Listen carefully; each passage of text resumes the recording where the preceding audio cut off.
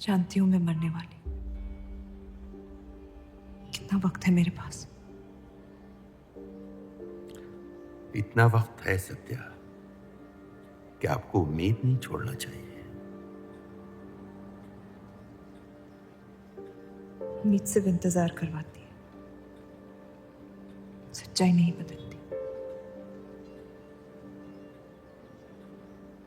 कितना वक्त है मेरे पास? 1 साल, 2 शायद।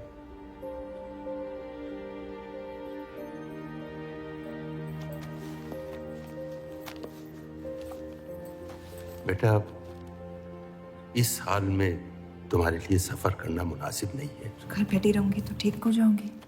बेटा, कुछ बातें इंसान के हाथ में नहीं होती हैं। मरते हुए को अपने कर्म ठीक करने चाहिए, तबीयत नहीं। वो मेरे हाथ में है। अगर ये काम अपनी हयात में ना कर पाए तो मरने के बाद भी पछताऊंगी। मुझे ये अपने पति के लिए करना होगा। वो पत्थर हाथ में आ ही नहीं रही थी।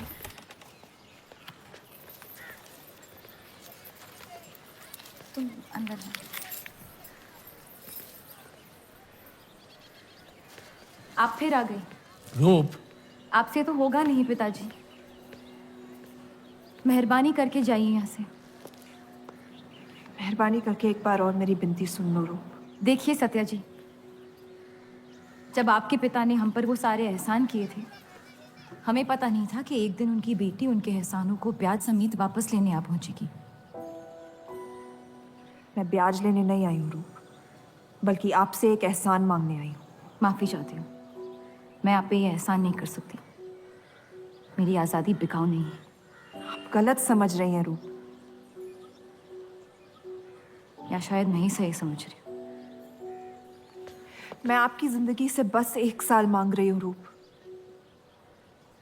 क्योंकि मेरी जिंदगी में सिर्फ 1 साल बचा है।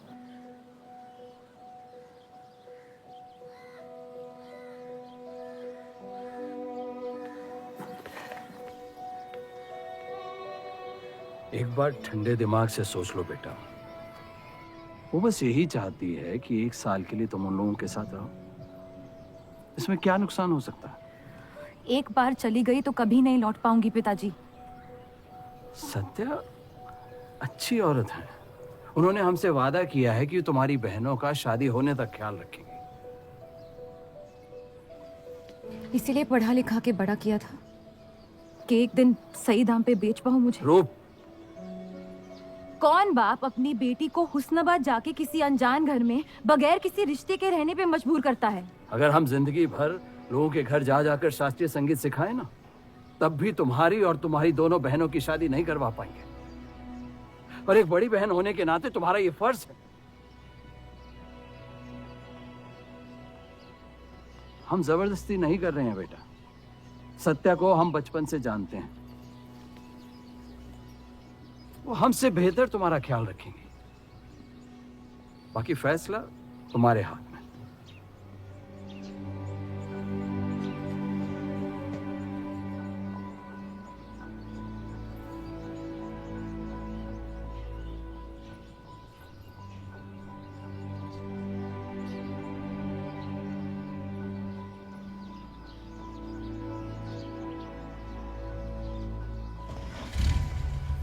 रुकिए।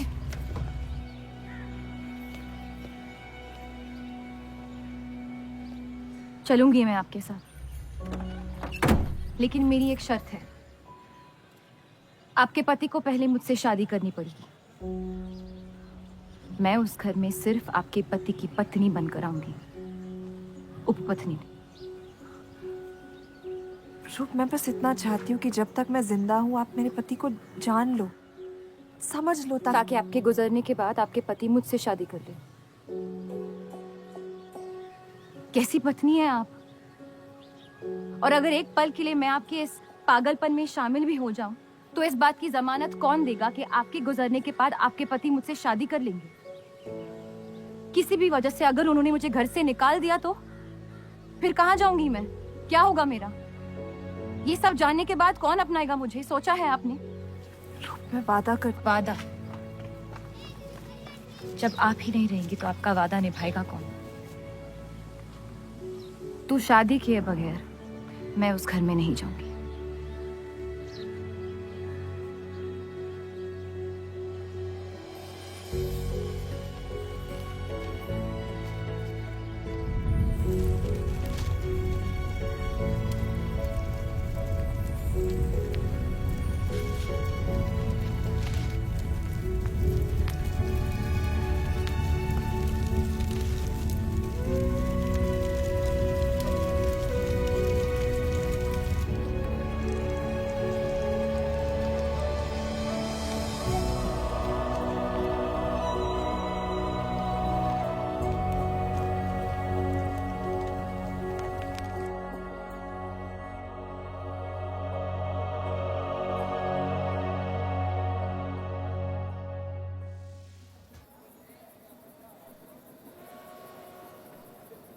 दो और लड़कियां बाहर बी के यहाँ गाना सीखने आई हैं।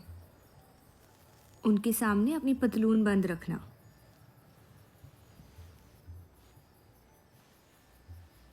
पता है, सारी हिंदू लड़कियां अमृतसर जाने की बात कर रही हैं। आप एक बार अब्दुल से बात कर ले, काफ़ी नाराज़ हैं। उस देव चौधरी ने लंदन से आते ही बंटवारे के खिलाफ आर्टिकल लिख दिया है। आज दूसरी शादी की उसने, दूसरी बीवी घर लाया है और लोग मुसलमानों को बदनाम करते हैं। देव चौधरी? हाँ मेरी जान, देव चौधरी। उसकी बीवी मर रही है और उसकी आखिरी ख्वाहिश थी कि देव दूसरी शादी कर ले।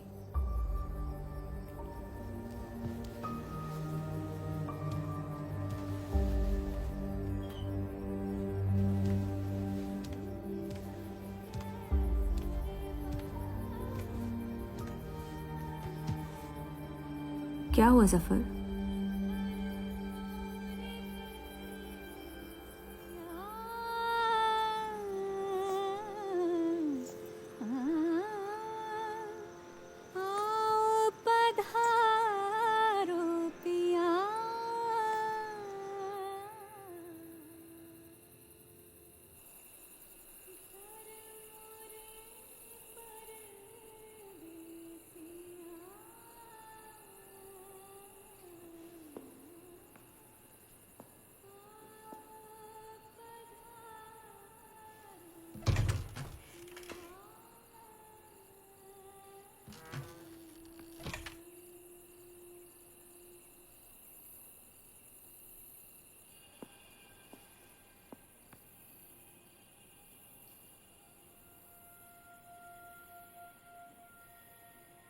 मैं अपनी पत्नी से बहुत प्यार करता हूं।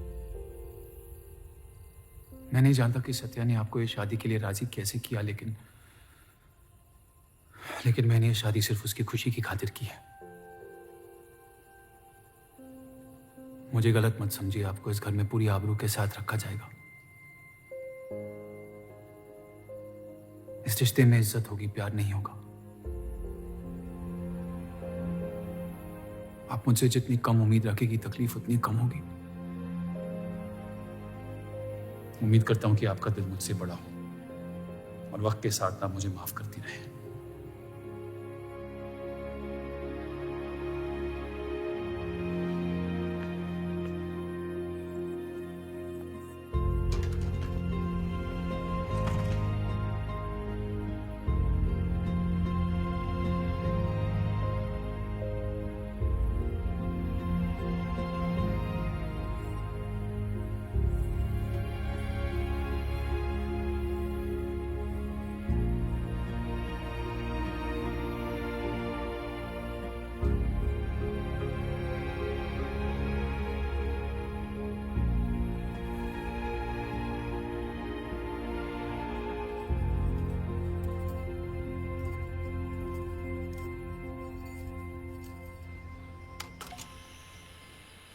मेरे पति ने मुझे शादी की रात को ही रुखसती दे दी। क्योंकि आपने एक ऐसे आदमी से शादी की जिससे आप कभी पहले मिली भी नहीं थी। बल्कि कई दिनों तक मैं जानती भी नहीं थी वो दिखते कैसे हैं। मेरे गुस्से में लिए गए एक फैसले ने हम चारों की जिंदगी बर्बाद कर दी।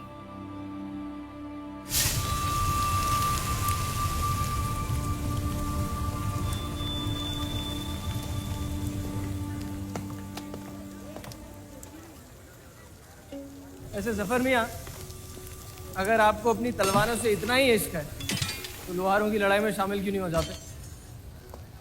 उसी लड़ाई के लिए तो तलवारें बना रहा हूँ। बस इन्हीं तेज जुमलों से ना जीरा मंडी की औरतों के दिल काट रखे हैं आपने। कल मीटिंग में क्यों नहीं आए?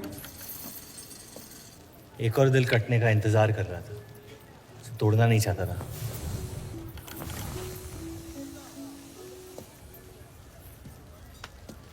देखिए जफर मियाँ, अगर औजार बनाने की मशीनें आ गई ना तो हमारे कारखाने बंद हो जाएंगे। इस बार हमारी कौम पे नहीं, हमारे पेट पे हमला हुआ। एक तरफ अल्लाह अल्लाह करते हो और दूसरी तरफ डरते रहते हो। अगर हम मेहनत करें तो कभी बेरोजगार नहीं होंगे। और रही आपके आवाम में हक पार्टी की मीटिंग और बंटवारे की बात, तो मैं हरामी हूं। मुझे खुद के अब्बा ने उनका नाम तक नहीं दिया। जो आदमी अपने हक के लिए नहीं लड़ा, वो आवाम के हक के लिए क्या लड़ेगा? चलिए छोड़िए।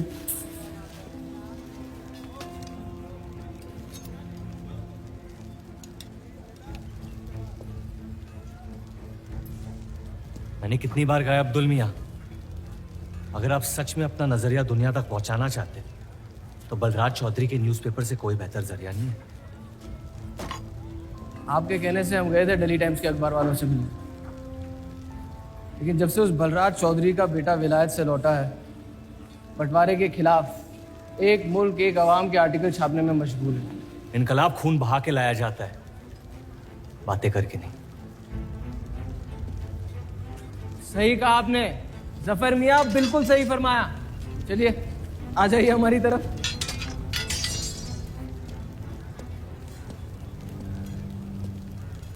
गलत ना समझे मुझे, भाई आप मेरे, जान दे सकता हूं, लेकिन सिर्फ आपके लिए। बस मुझे इन चौधरियों के मसलों से दूर रखिए अब अब्दुल मियाँ।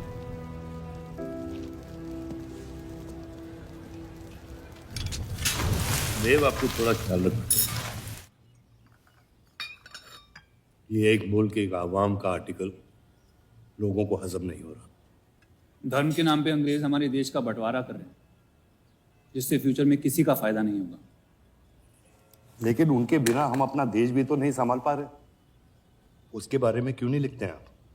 वक्त के साथ हम सब सीख लेंगे, अगर साथ में रहे तो। इस मकसद का मसीहा तुम्हें किसने बनाया? मैं बस एक आवाज हूं जिसमें लोगों तक पहुंचने की ताकत है, या बहकाने की ताकत? या उन्हें सही राह दिखा रहा हूं, जिस सही राह में यकीन आप भी करते हैं, बस सियासत से डरते हैं। ये मत भूलिए कि हम यहाँ माइनॉरिटी हैं और मुस्लिम लीग दिन ब दिन ताकतवर होती जा रही है। आप अपने दिमाग से सोचें, दिल से नहीं। अगर मैं ऐसा कर पाता तो फिर बात ही क्या थी। कभी कभी दिमाग का दिल से हार जाना जरूरी होता है।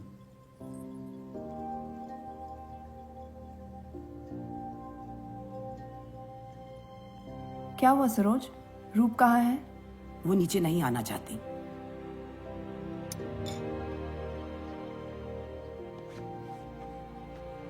चलता हूं। कोई बात नहीं, उन्हें उनका नाश्ता कमरे में ही दे दे। जी।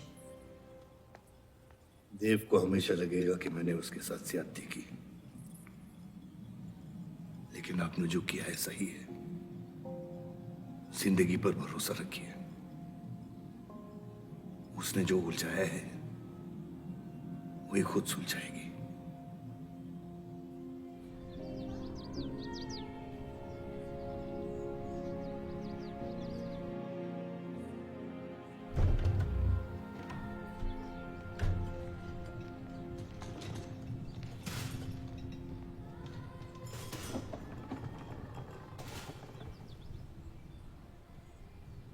ये आवाज कहाँ से आ रही है?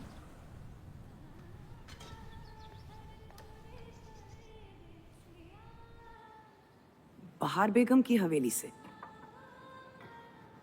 किसी जमाने में हुस्नाबाद की सबसे मशहूर मुजरे वाली हुआ करती थी, लेकिन फिर उन्होंने नाचना छोड़ दिया। अब गाना सिखाती हैं। कहाँ है बहार बेगम की हवेली?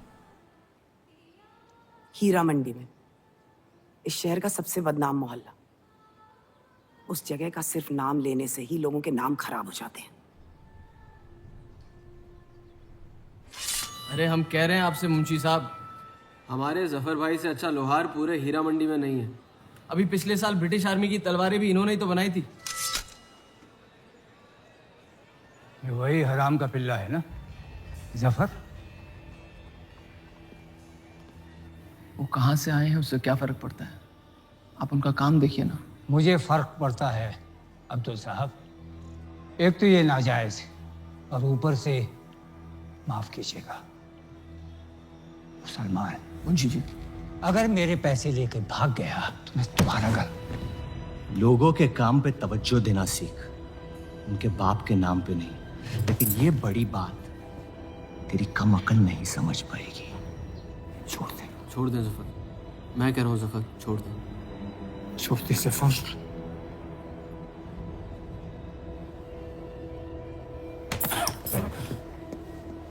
जफर! वो लिहाज तो है नहीं इन लोगों में।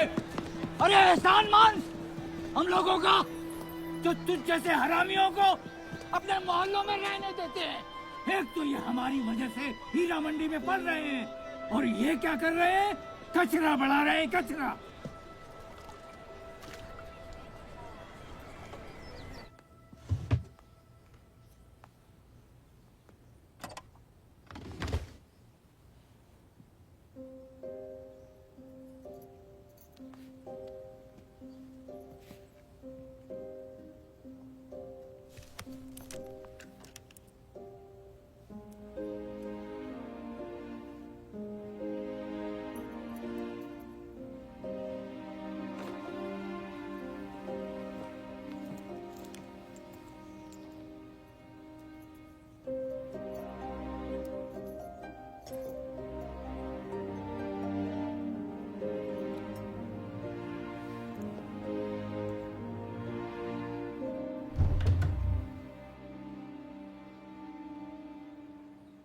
रूप,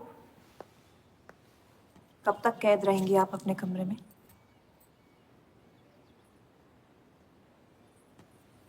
अब आप शादीशुदा है, आपकी भी कुछ जिम्मेदारियां हैं इस घर में। किसकी तरफ? आपके पति की तरफ, जो सिर्फ आपसे प्यार करते हैं। हम दोनों ने एक दूसरे को देखा तक नहीं है। मेरी एक ही जिम्मेदारी थी, अपनी बहनों की तरफ।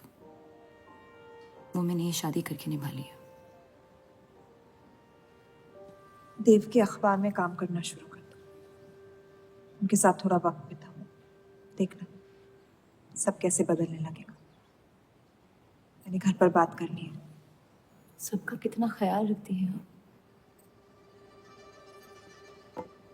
मैं आपकी दुश्मन नहीं हूँ रूप, बस अपने बाद आपकी जिंदगी को बेहतर बनाने की कोशिश कर रही हूँ। पता है, मेरे माँ बाप को लगता था कि लड़कियों को पढ़ाना लिखाना फजूल है, वरना अगर मैं पढ़ी लिखी होती तो इतने बड़े अखबार में काम करने का मौका कभी नहीं गंवाती। मैं फिर रियाज शुरू करना चाहती हूँ। बिल्कुल, करना भी चाहिए। अगर आप चाहो तो मैं अभी एक अच्छे गुरुजी का इंतजाम करवा सकती हूँ। नहीं, मैं हीरा मंडी जाके बहार बेगम से सीखना चाहती हूँ।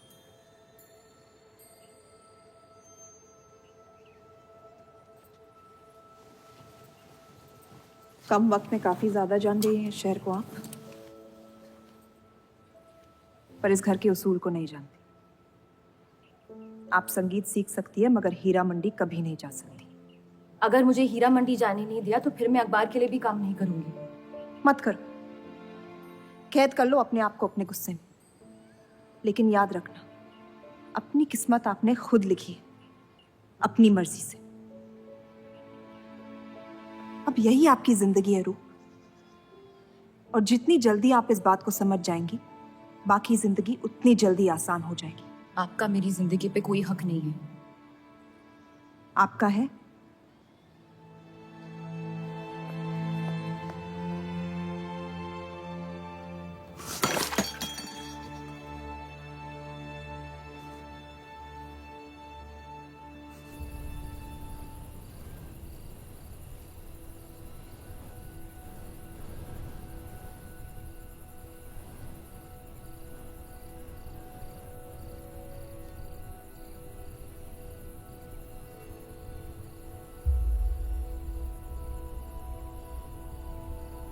हरगिज नहीं।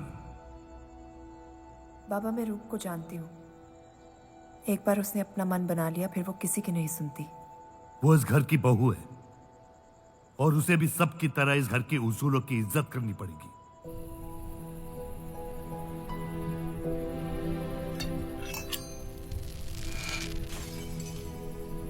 आपके कहने पर हमने उन गलियों की तरफ देखा तक नहीं, लेकिन हम रूप से ये उम्मीद नहीं रख सकते। इससे पहले वो कोई गलत कदम उठा ले, हमें उसे जाने की इजाजत दे देनी चाहिए। और यही एक मौका है देव और रूप को करीब लाने का।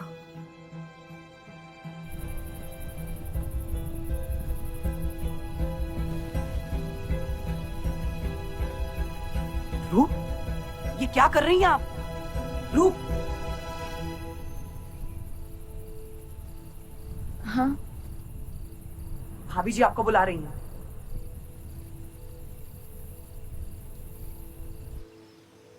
मेरी जिद और उनके उसूल के बीच मेरी जिद जीत गई।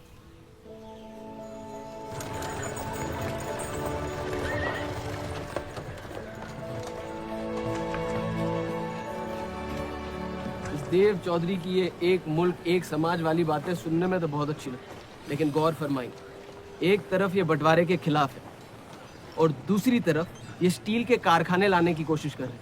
मतलब दोनों ही तरफ से हम भूखे मर। हमें और एडवर्टाइजमेंट की जरूरत है। अगर यही हाल रहा तो हफ्ते में सिर्फ 3 दिन पेपर छाप पाएंगे। सर, पिछले हफ्ते जिस विस्की कंपनी के इश्तेहार डाले थे, वो इस हफ्ते भी इश्तेहार डालने को तैयार है। उसी शराब के इश्तिहार की वजह से पूरा हफ्ता मुस्लिम सेक्टर ने अखबार नहीं खरीदा। बहुत अच्छे पैसे दे रहे हैं विस्की वाले। अहमद की बात सही है, किसी और को ढूंढना पड़ेगा। कॉस्मेटिक्स और साड़ी।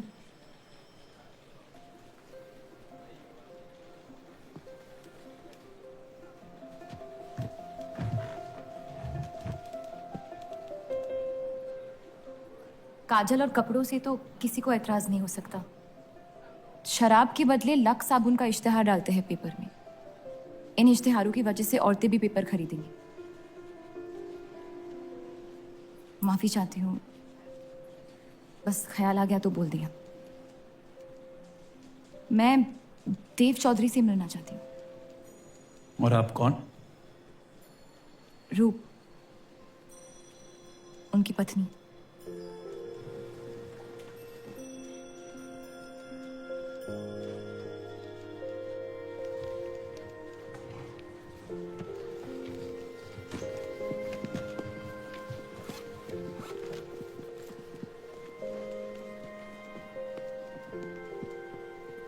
आनंद जी। हाँ जी। इन्हें इनका डेस्क दिखा दीजिए। जी।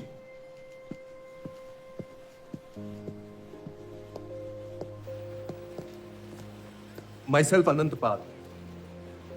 नमस्ते। वैसे ये कौन है?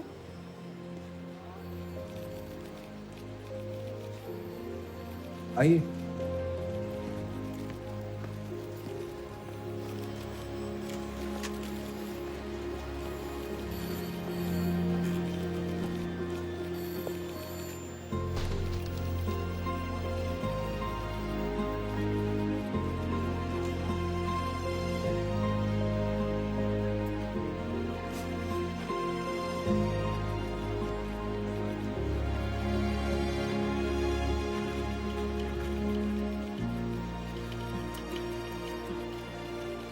कमाल है, पति पत्नी एक दूसरे को जानते तक नहीं।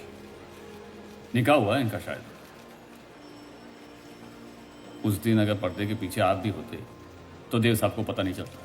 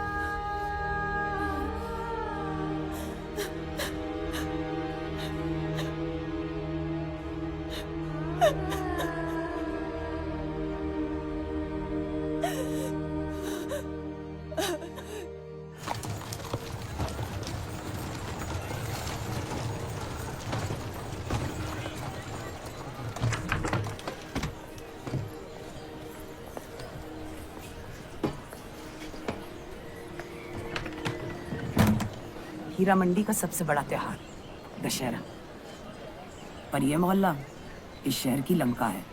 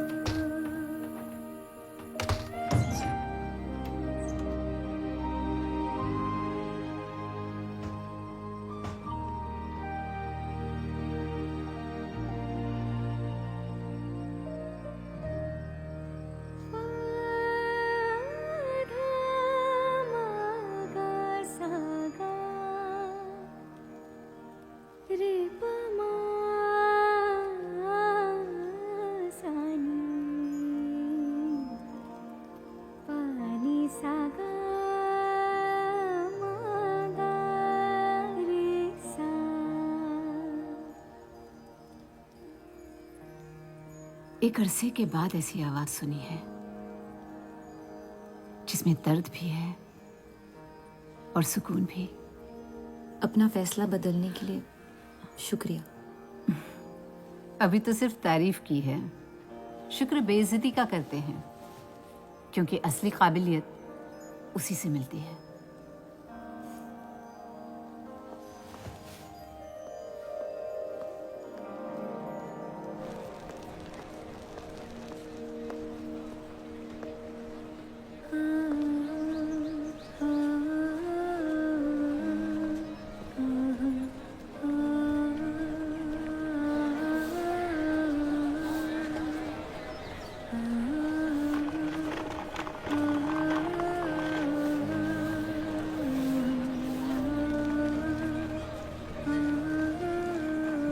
चले?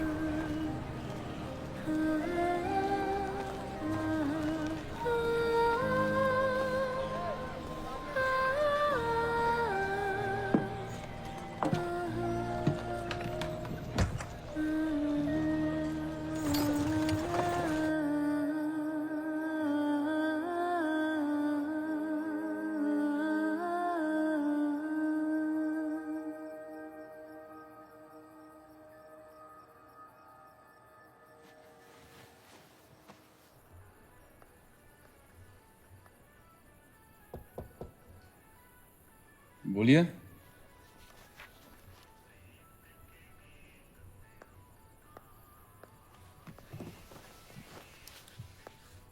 आपसे ऑफिस में बात करनी थी, लेकिन मौका नहीं मिला। किस बारे में? मैं आपकी कंपनी में सिर्फ हाजिरी नहीं देना चाहती, काम भी करना चाहती हूँ। मैं एक आर्टिकल लिखना चाहती हूँ। किस मुद्दे पे? हीरा मंडी पे। उस इलाके के लोगों को देख के लगता है कि हर घर में कई कहानियां छुपी हुई है। अगर आप कोई ऐसी कहानी ले आए जो पढ़ने लायक हो तो छाप देंगे।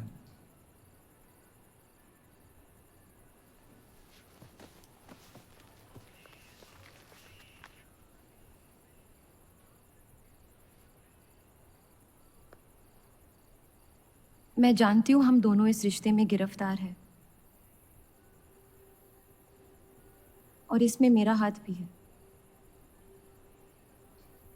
बस आपको बताना चाहती हूँ कि मेरे आपसे या इस रिश्ते से कोई अरमान नहीं है। ये शादी नहीं, समझौता है। और आप जब चाहे इससे रिहा हो सकते हैं। मैंने कभी इस शादी को तोड़ने का जिक्र नहीं किया है, लेकिन आपके ख्यालात जान के खुशी हुई। शुक्रिया।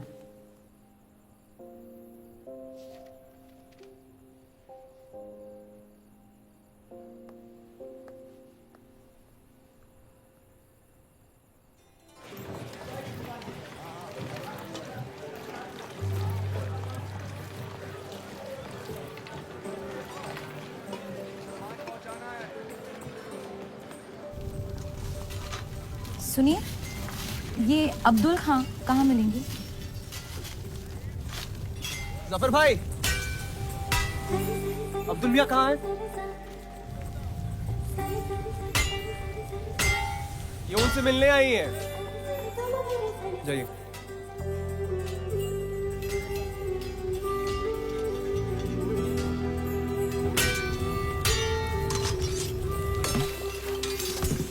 एक मुलाकात में लौटने में मजबूर कर दिया। आइए, आज मन भर देता हूं आपका, लेकिन आपसे मेरा मन नहीं भरेगा। वक्त जाया हो जाएगा मेरा। मैं शादीशुदा हूँ। तो मुझे कौन सा निगाह पड़ना था आपसे? मैं अब्दुल खां से मिलना चाहती हूँ। क्यों? आपको क्यों बताऊं? तो फिर मैं आपको क्यों बताऊं कि अब्दुल कहाँ है? मैं हीरा मंडी और उसकी लोगों की कहानियों पर एक आर्टिकल लिखना चाहती हूँ। तो इसलिए आप तवाइफ के कोठे पे आई थी? ये कोई तरीका है बात करने का? तवाइफ को ताजमहल कह दूंगा तो उसकी किस्मत नहीं बदल जाएगी। सारी औरतों को एक ही नजर से देखते हो। नजर तो एक ही रहेगी, लेकिन आप चाहे तो नजरिया बदल सकती है मेरा। मेरे ऐसे कोई शौक नहीं है।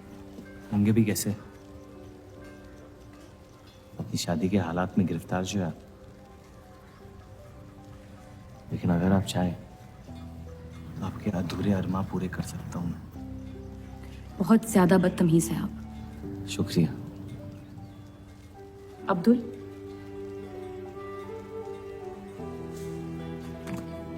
शुक्रिया।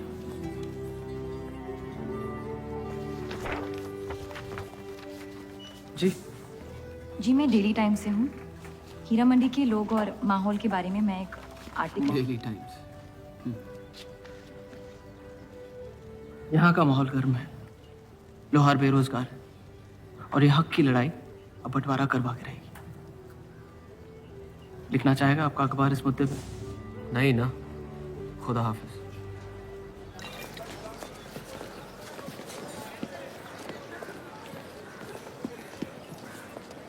क्या चाहिए? उसका जवाब मत देना। बस पूछना चाहता हूँ, आपका काम हो गया? आपको अचानक क्या हो गया? नहीं, वो अब्दुल मियाँ बड़े तंग मिजाज के, पूरा दिन बंटवारे के लड़ाई में उलझे रहते हैं। हमें क्या लेना? जब तक हमारा इलाका हमारा है, सब ठीक है। चलो, शुक्र है कम से कम अपने इलाके की तो इज्जत करते हैं आप। मुझ पे यकीन करना मुश्किल हो सकता है, जानता हूं। और क्यों है इस इलाके से इतना लगा? खूबसूरत लड़कियां रहती हैं यहाँ। खूबसूरत भी और आसान भी।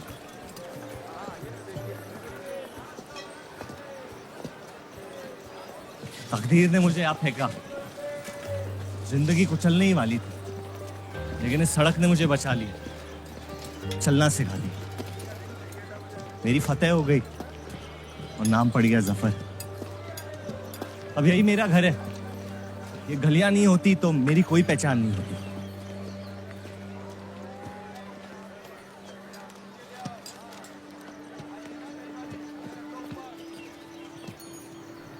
मुझसे बेहतर हीरा मंडी को कोई नहीं जानता।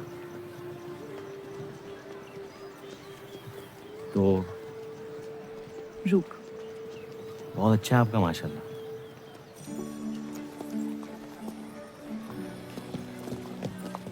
तो यहाँ कोई कहानी ढूंढने आई, अपनी छुपाने? ढूंढने?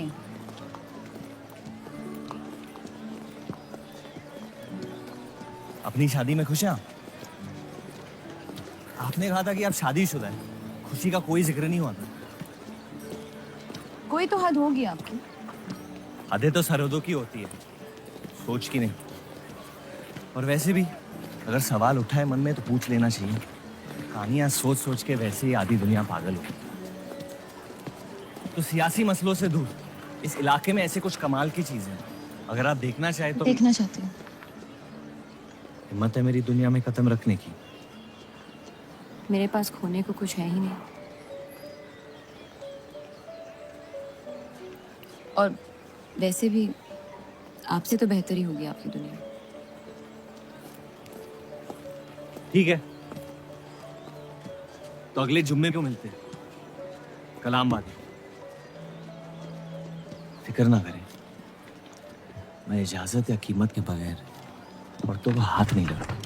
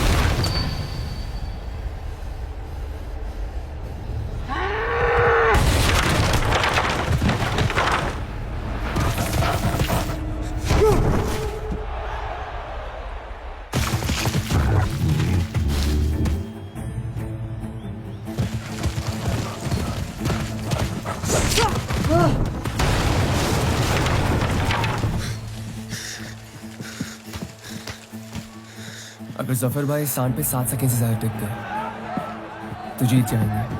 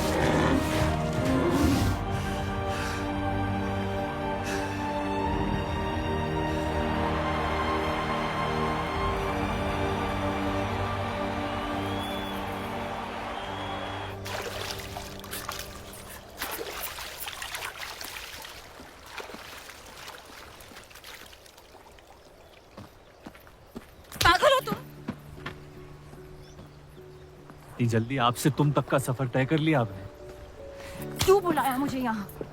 आप कहानी ढूंढ रही थी, मैंने आपको एक किस्सा दिखा दिया। डर गई? क्यों? तुम मर सकते थे। मौत हक है, और मुझ जैसे नाजायजों के पास ना कोई खास मकसद होता है, ना ही आपकी तरह कुछ खोने को होता है। इसलिए मौत से डर नहीं लगता। जिस दिन मोहब्बत हो जाएगी मकसद भी मिल जाएगा और मौत से डर भी लगने लगेगा। अफसोस, आपकी ये ख्वाहिश शायद कभी पूरी नहीं हो पाएगी। मजा आता है मुझे इस खेल में। मैंने तुम जैसा नमूना कहीं नहीं देखा। है नहीं मुझ जैसा मैं कहीं।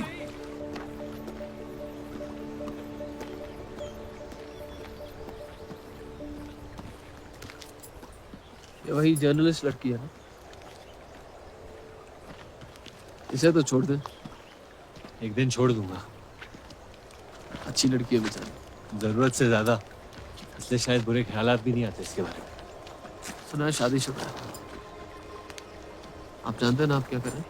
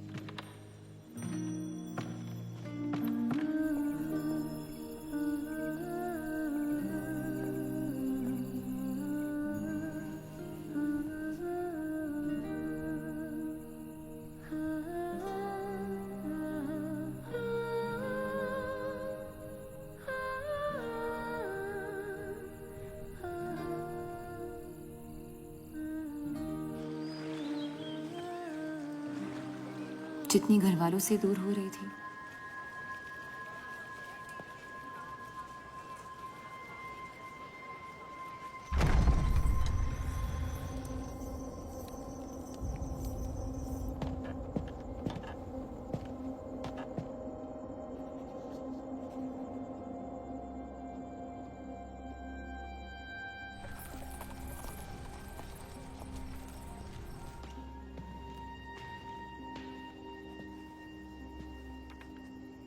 हीरा मंडी के लोहार आ जाए थे मुझे मिलने। आपको उनकी बात सुन लेनी चाहिए, वरना वो हमारे मुस्लिम स्टाफ को स्ट्राइक पे जाने पर मजबूर कर सकते हैं। बाबा, साफ साफ बताइए किस बारे में बात करना चाहते हैं आप? रूप।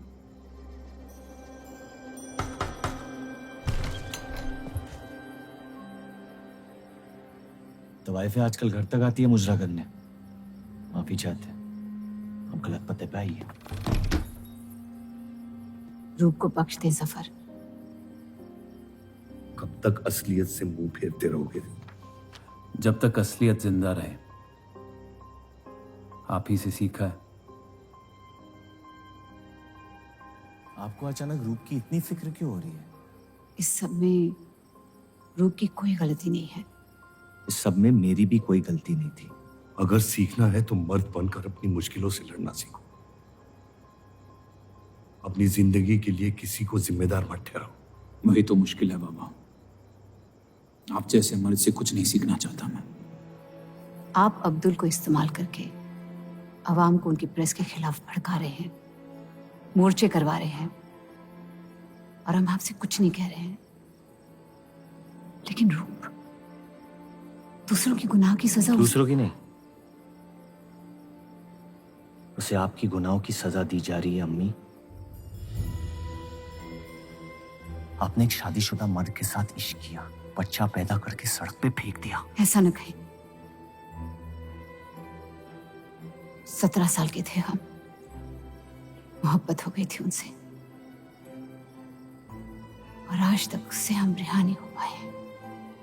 गलती होगी जिसे आज तक मैं सुधार नहीं पाया। होशो हवास में की गई गलती गलती नहीं होती, बेईमानी होती है। और आज तक आपने अपने इस गुनाह को कबूल करने तक की हिम्मत नहीं की। हमारी मोहब्बत ने हमें खुद कर्ज बना दिया था। हमने बच्चा इसलिए रखा ताकि बलराज के और करीब हो पाए,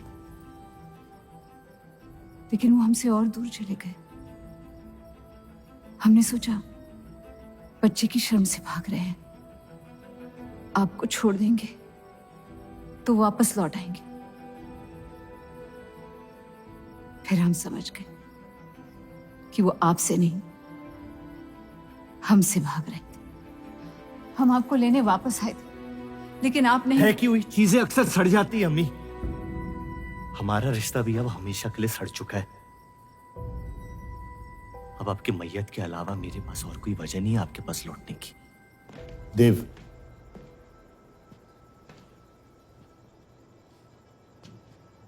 बस एक बात कहना चाहता हूं।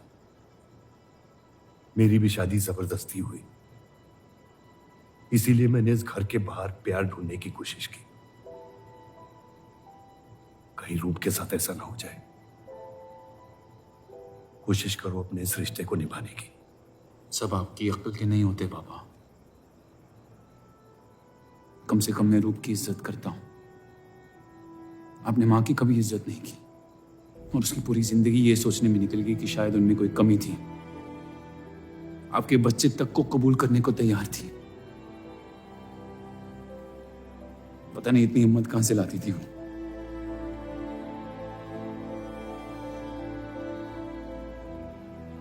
अगर आप मान जाते तो हमारा घर बिखरने से बच सकता था,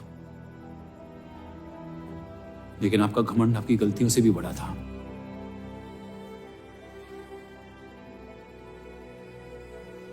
उस लड़के की कोई गलती नहीं है, लेकिन अगर अब उसे मिल भी लूंगा तो आपसे और नफरत हो जाएगी। हमारा घर आपने बर्बाद किया है, लेकिन वजह वो है। तो मुझे अपनी रिश्ते कैसे निभानी चाहिए इस बात की सलाह आप ना ही दे तो बेहतर है।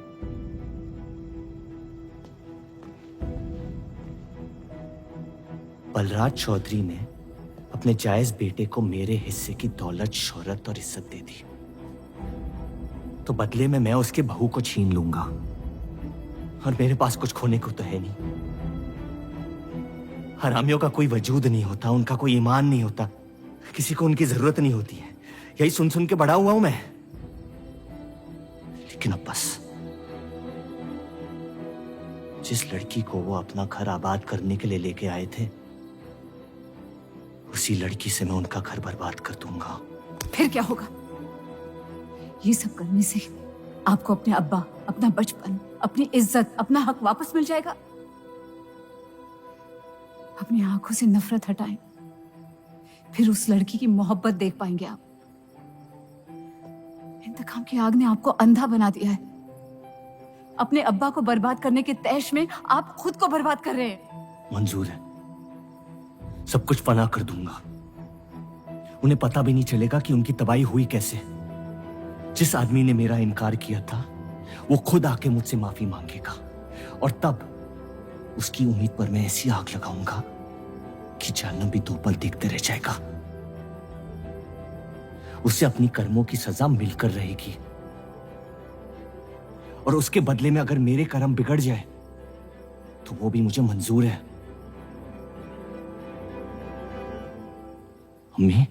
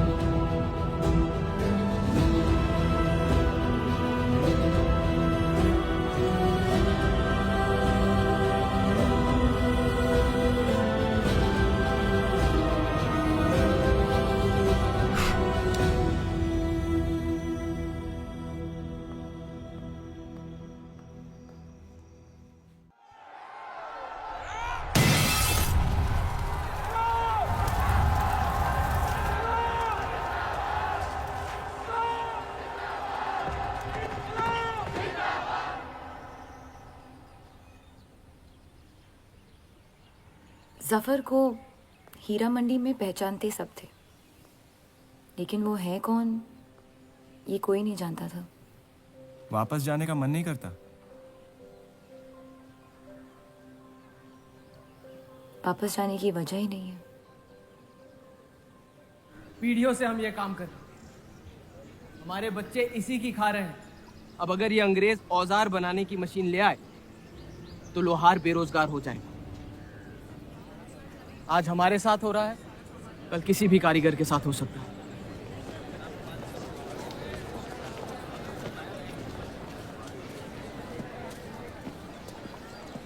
आपके कहने पे हमने चौधरी की फैक्ट्री से भी कारीगर बुलाए थे।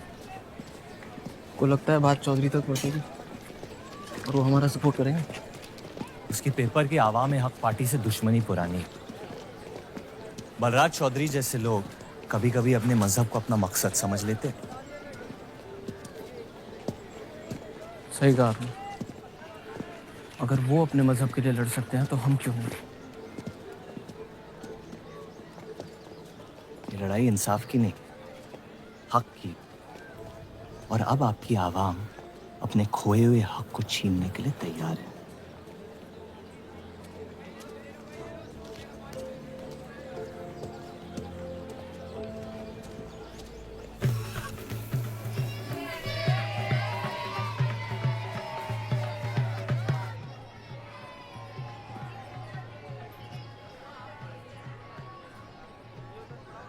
सत्या चौधरी मरने वाली है। गुजरने वाली, कैंसर की बीमारी से।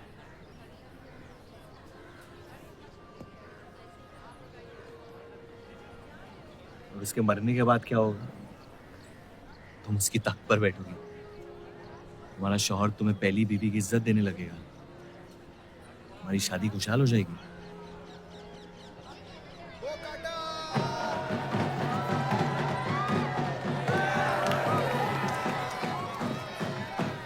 ये त्योहार बहुत पसंद हुआ करता था मुझे। फिर क्या हुआ?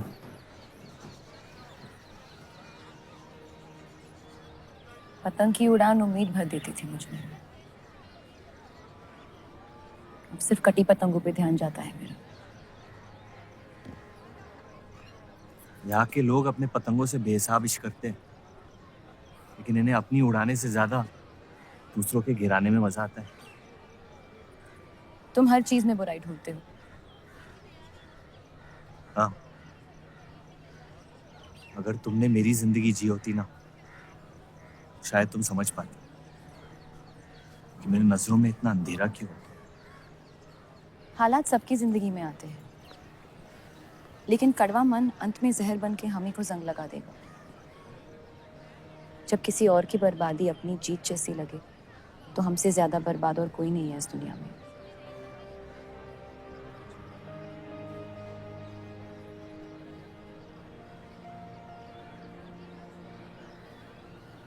तुम्हें कभी प्यार हुआ है?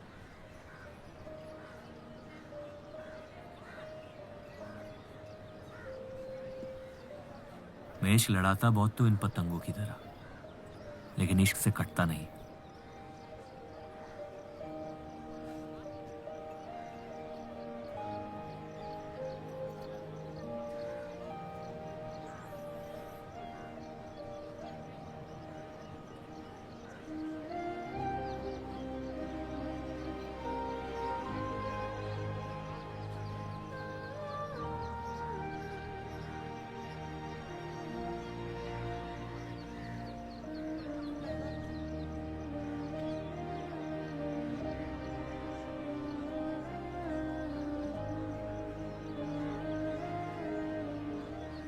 निकलना चाहिए, वरना ये शाम हमसे आगे निकल जाएगी।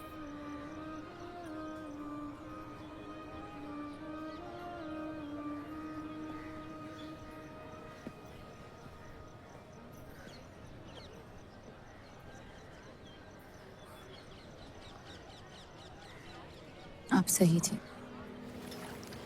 मेरे अंदर कुछ बदल गया है। जफर की वजह से मुझे लगता है मुझे आप शादीशुदा हैं। वो शादी नहीं सौदा है। सोचना गलती है, लेकिन उस पर अमल करना गुनाह है।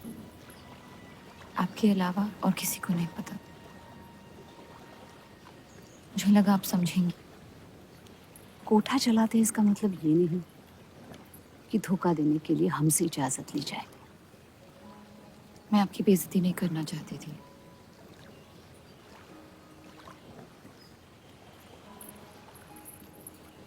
आपके शौहर अच्छे इंसान हैं।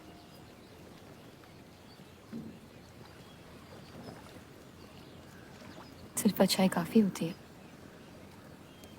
पूरी जिंदगी बिताने के लिए।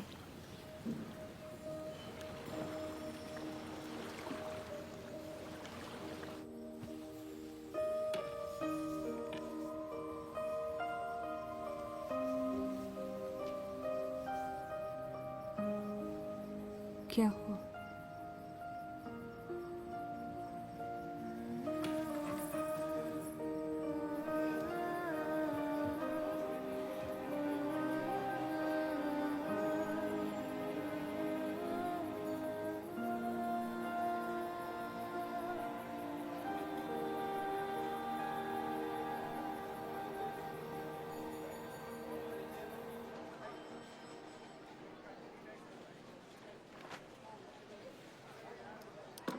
मुझे कुछ वक्त चाहिए सोचने के लिए।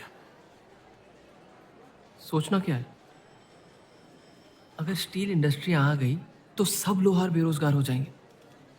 क्या ये खबर छापने लायक नहीं? लेकिन इंडस्ट्रीज आने से देश का बहुत फायदा हो सकता है और आप सब उन फैक्ट्रियों में काम कर सकते हैं। हम गुलामी नहीं करते। सवाल देश की तरक्की का है, किसी की गुलामी का नहीं। पहले अंग्रेजों की गुलामी की, अब हिंदुओं की। यही करता रह जाएगा मुसलमान यहाँ। बात को पलटने की कोशिश मत करिए। अगर हम हर जाति बहस में धर्म को घसीट लेंगे तो ये देश हमेशा चलता रहेगा। मुस्लिम लीग इलेक्शन जीत चुका है। अब आप मुल्क की नहीं, बस अपनी फिक्र कीजिए। सबकी फिक्र करने की आदत है मुझे, और यही फर्क है आप में और मुझ में। मैं लोगों के हालात का इस्तेमाल करके उन्हें बहकाता नहीं। सही कहा आपने। बात मजहब की ही है। एक बार हमने अपना मुल्क बना लिया ना, तो फिर हमारी चीखें तो जाया जाएंगी नहीं। लेकिन तब आपकी चीखें कौन सुनेगा देव साहब?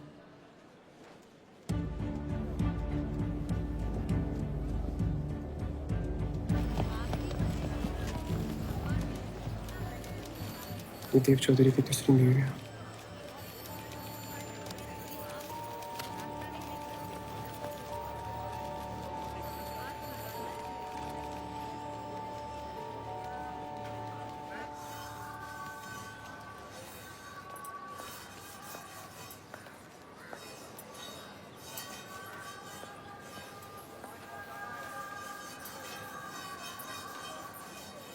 मुंशी जी तुम्हें कॉन्ट्रैक्ट देना चाहते हैं।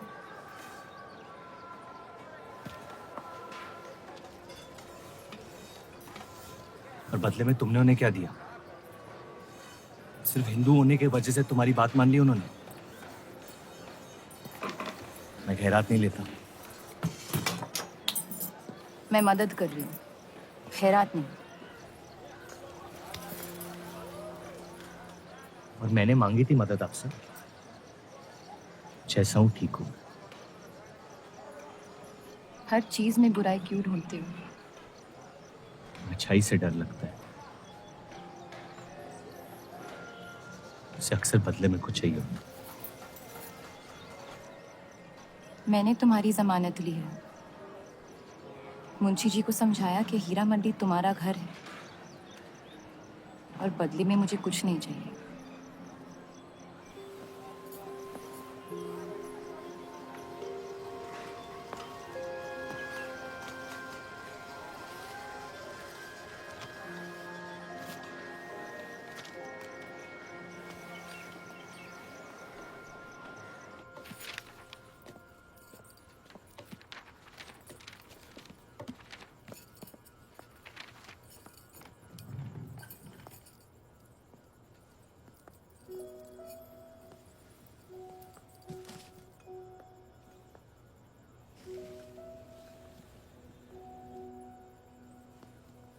पढ़ना पसंद है? बहुत। आपको? बहुत। वो कैबिनेट मिशन का आर्टिकल बन गया? नहीं, कुछ बात नहीं बन रही है। शायद वो हमारा आखिरी आर्टिकल हो जिससे आप एक मुल्क एक आवाम की सोच को आगे बढ़ा सके।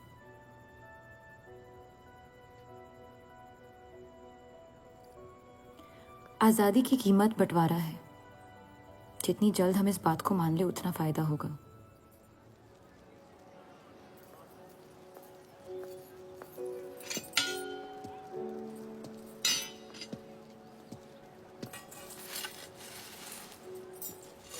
मुझे देख के रास्ता क्यों बदल देते हो? तुम्हें शहर दिखाने में इतना मशगूल हो गया था कि अपनी जिंदगी के रास्ते भूल गया। मैं हुस्नाबाद छोड़ के जा रही हूँ।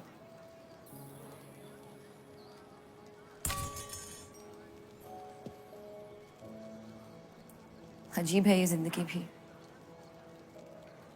पहले मुझे यहाँ आना नहीं था और अब यहाँ से जाना नहीं है।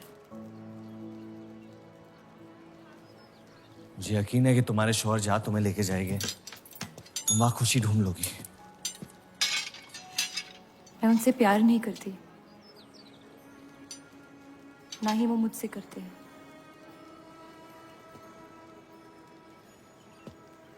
कब तक जीती रहूंगी ये झूठ में? कुछ रिश्ते कर्जों की तरह होते हैं, उन्हें निभाना नहीं, चुकाना पड़ता है। तुम जो भी करने की कोशिश कर रहे हो उससे किसी का फायदा नहीं हो रहा। कभी कभी नुकसान रोक लेना फायदे से बेहतर होता है। जज्बात को रिवाजों की गुलामी नहीं करनी चाहिए। इस दुनिया के सारे गुनाहों में से सबसे बड़ा गुनाह कौन सा है पता है? अपने मन को मारना। मेरे मन में तुम्हारे लिए कुछ नहीं है रूप। मुझे तुम पे यकीन क्यों नहीं होता? क्योंकि तुम यकीन नहीं इश्क करना चाहती हो, बर्बाद हो जाओगी। दर्द के अलावा कुछ नहीं दे सकता मैं तुम्हें। मंजूर है। तुम जानती नहीं मुझे, मेरी जिंदगी को, या उस वजह को जिस वजह से मैं तुम्हारे करीब होना चाहता था। और वो वजह मोहब्बत नहीं है।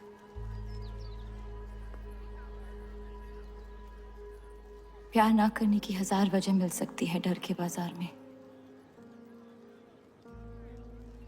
लेकिन प्यार करने की सिर्फ एक ढूंढनी होती है, अपने दिल में। मुझे अपनी वजह मिल गई है, बाकी तुम्हारी मर्जी।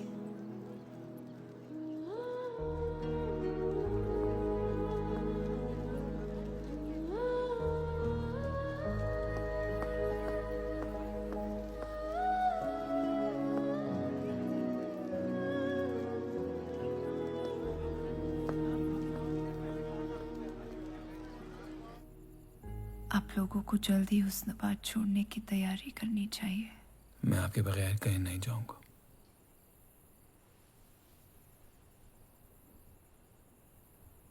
मैं तो जा रही हूँ आपके बगैर। डॉक्टर ने कहा अब भी आप ठीक हो सकती हैं। अपने आशिक की आंखों में देखते हुए मरना बहुत कम लोगों को नसीब होता है।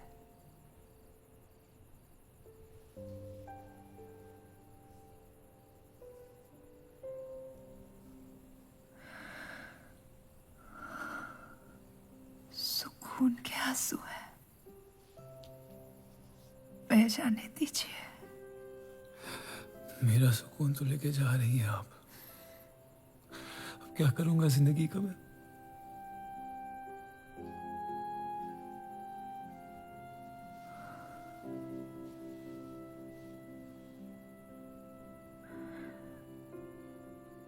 पिछले कुछ दिनों से रूप से एक अजीब सी जलन हो रही है, अच्छी जलन। उससे मेरे हिस्से की खुशियां मिलने वाली है।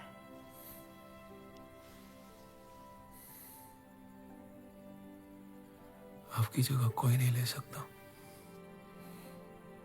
मैं उसे अपनी जगह देना चाहती हूँ।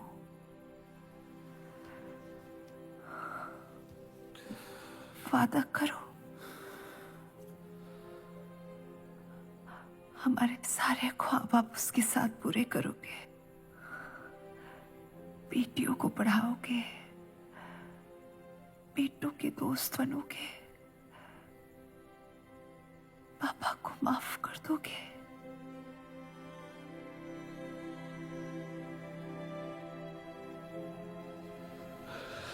मुझे मत छोड़ो सत्या, रुक जाओ।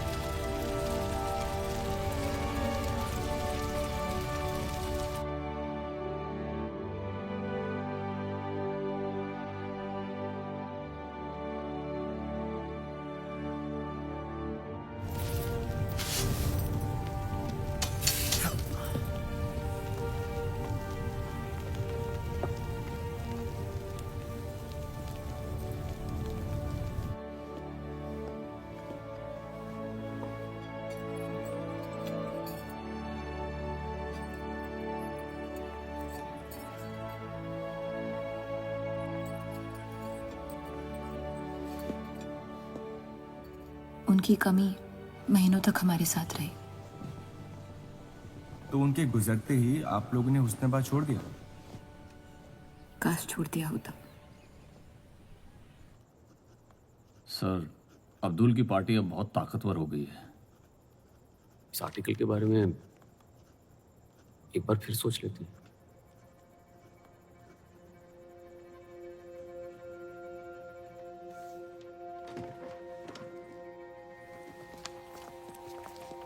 ईद मुबारक। आपको भी। क्या वो जानते हैं वो क्या करने जा रहे हैं? वैसे ही हवा में हक के लोग हमारे खून के प्यासे हैं। इस आर्टिकल के बाद यहाँ के लोहार हमें जिंदा जला देंगे।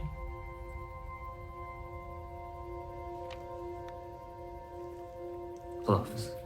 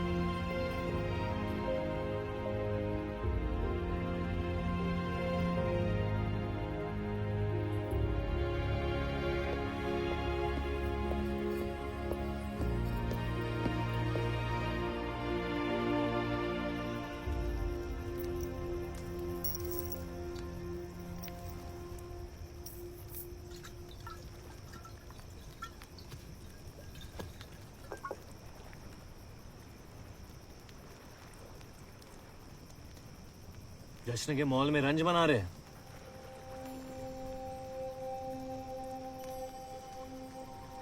किसने कहा मैं रंज बना रहा हूं? जश्न में लोग मिलकर शराब पीते हैं।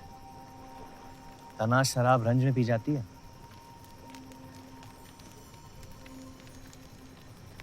बस अपनी जिंदगी से कुछ लम्हे चुरा के अपने आप के साथ वक्त बिताना चाहता हूं। लोगों की तरस से भरी आंखों से थक गया हूं। मैं भी।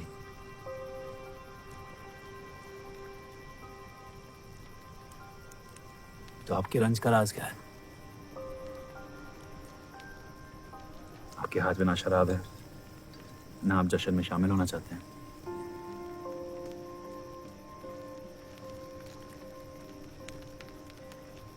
अनजानों को राज बताना बहुत आसान होता है। मन भी हल्का हो जाता है और इज्जत भी बनी रहती है। मुझे इश्क हो गया है। शादीशुदा लड़की से। देंगे? मुसलमान हूँ। ईद मुबारक। शुक्रिया। और वो इश्क करती है आपसे? मेरे इश्क से कई ज्यादा। तो फिर मुश्किल क्या है? काश आप उसके शोहर होते, ये किस्सा यही निपट जाता।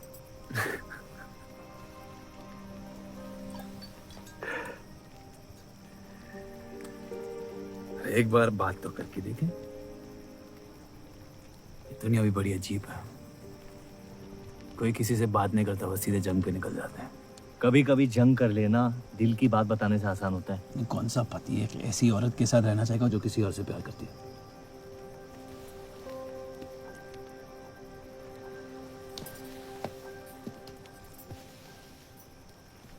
लेकिन इसमें एक और राज है। वाह वाह, मैं कहानी सुनने आया था, आपने कटहरा खड़ा कर दिया। मसला ये है कि मैंने उसे सिर्फ आधे सच बताया। तो पूरे बता दो। इतना आसान नहीं है। अक्सर इतना ही आसान होता है।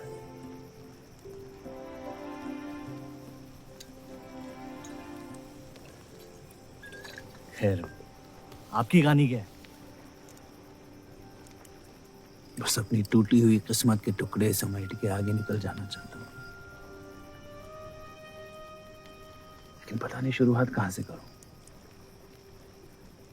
पहला टुकड़ा जिस जख्म से हुआ उसे ढूंढिए, बाकी टुकड़े अपने आप मिल जाएंगे।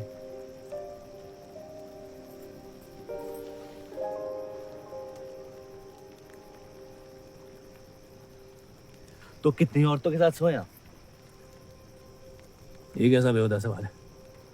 मतलब एक। 18 साल की उम्र में शादी हो गई। आप कितनी लड़कियों के साथ सोए हैं? उतनी गिनती नहीं आती है मुझे।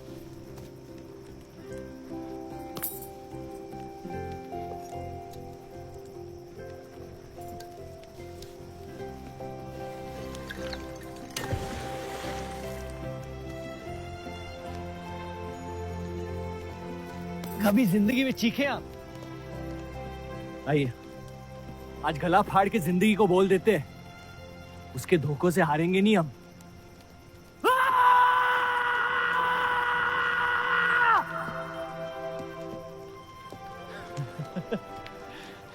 आइए, कसम से कह रहा हूं रिहा हो जाएंगे आप। कोशिश कीजिए।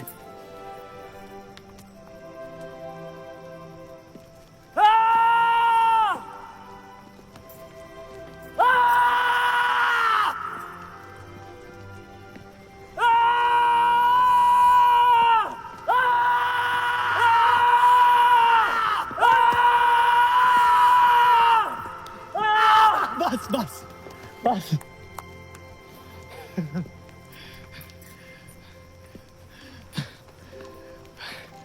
कसम से एक ही लड़की के साथ जिंदगी भर।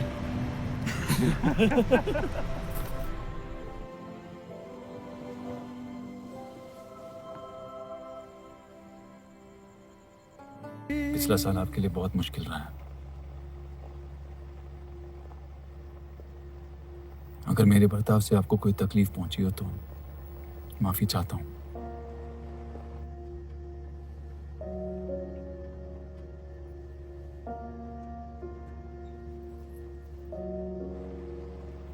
अब या तो आप अलग हो सकती हैं या शादी को एक और मौका दे सकती हैं।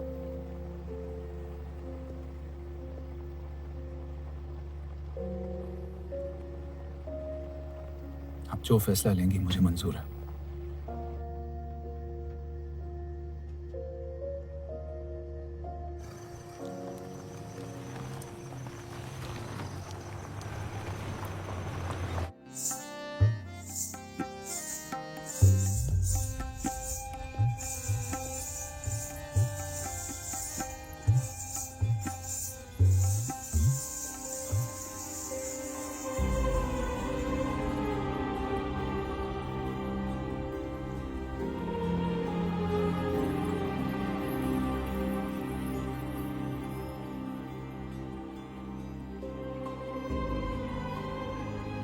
आपके कोठे के दरवाजे हमेशा खुले रहते हैं?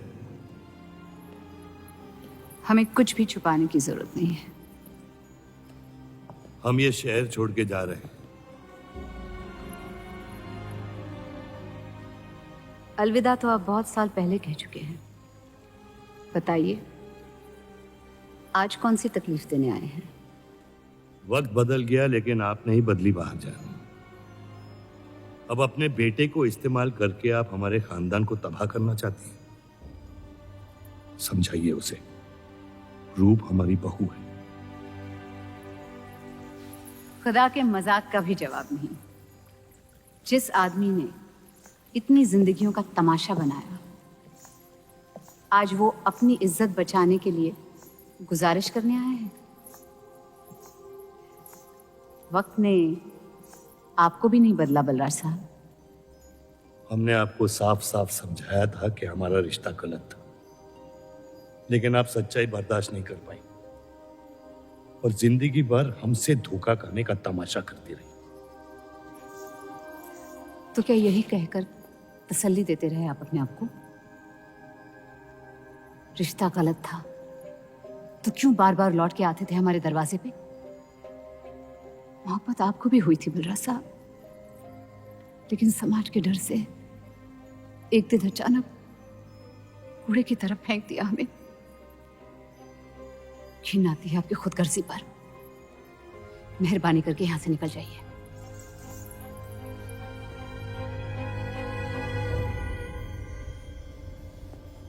वाह, क्या रहमत बरसाई है खुदा ने मुझ पे आज। बरसों बाद अम्मी को मिलने आया था, साथ में अब्बा भी मिल गए। एक तरफ बहार बेगम जिसने मुझे फेंक दिया, और दूसरी तरफ बलराज चौधरी जो कल तक मुझे कबूल नहीं कर रहा था और आज मुझसे भीख मांगने आया है। क्या चाहते हो तुम? कि हम तुमसे अपने खानदान की इज्जत की भीख मांगे? छोड़ दो उन्हें। लेकिन वो काम तो आपका है, अपनों को छोड़ देना। आपको क्या पता है खानदान क्या होता है? वैसे भी माशाअल्लाह, सिर्फ अल्लाह जानते कि मेरे कितने भाई बहन घूम रहे हैं। मेरा सिर्फ एक खानदान है जिसे मुझे तुम दोनों से बचाना है। तो फिर कह दो अपनी बहू से कि मुझसे इश्क करना छोड़ दे।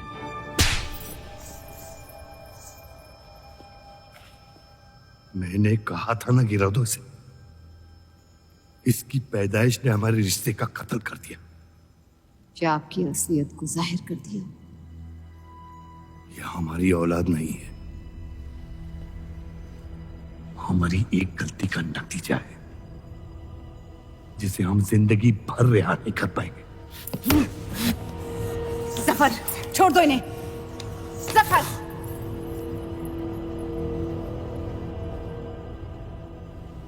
हमारे साथ जो भी करना है कर लो, लेकिन हमारे गुनाहों की सजा हमारे बेटे को मत दो। उसने कुछ नहीं बिगाड़ा तुम्हारा। मेरी मुलाकात हुई थी उससे आज। सब कुछ है उसके पास, खुशी के अलावा। उसे दुनिया से बचाने की कश्मकश में आप उसे प्यार देना भूल गए। मेरी जिंदगी का एक ही मकसद था, आपको इस हाल में देखना। लेकिन रूप सही कहती है, जब किसी और की बर्बादी अपनी जीत सी लगे तो आपसे ज्यादा बर्बाद और कोई नहीं है इस दुनिया में। मैं जानता हूं कि आप मुझे कभी कबूल नहीं करेंगे, लेकिन ये इनकार भी नहीं कर सकते क्योंकि मैं हूं तो आप ही का हिस्सा। बस मुझे अपने बेटे के हिस्से से रूप दे दे। मोहब्बत करता हूं उससे, इसके अलावा और कुछ नहीं मांगूंगा। रूप और देव की शादी से दूर रहो सफर,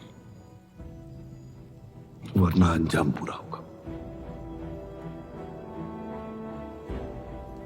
रूप की मोहब्बत मेरा हक है जिसके मालिक आप नहीं हैं, और ये हक मैं लेके रहूंगा। जफर,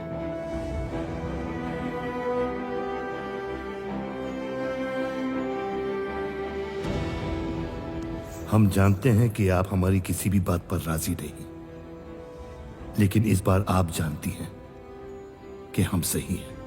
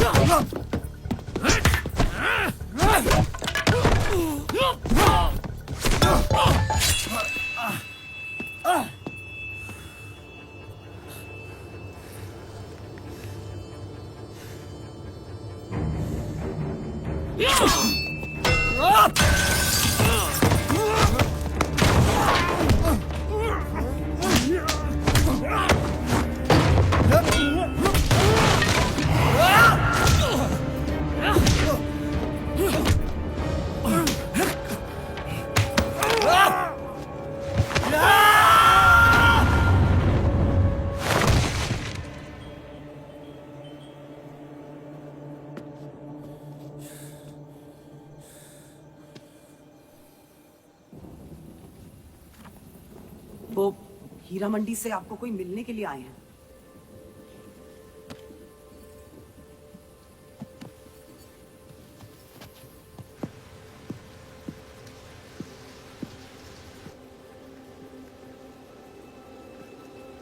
क्या हुआ मियाँ?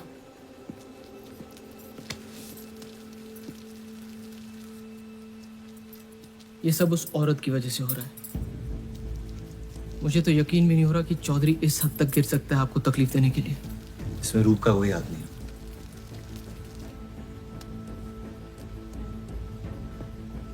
इश्क का अंधापन अक्ल के दरवाजे बंद कर देता है। आपको दिखाई नहीं दे रहा चौधरी आपके साथ क्या खेल खेल रहा है,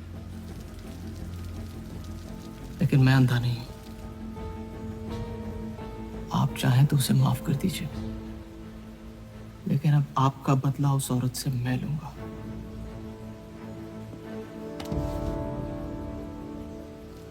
अगर उसे हाथ लगाया तो हमारे रिश्ते के साथ आपकी गर्दन भी काट दूंगा मैं।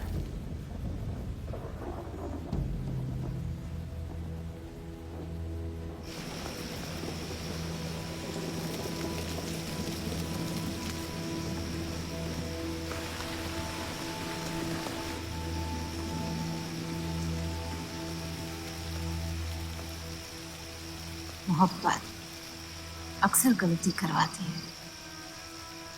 कहा था हमने। आप गलत समझ रही हैं। कसम खाई थी हमने कि इस चौखट पर कभी नहीं आएंगे,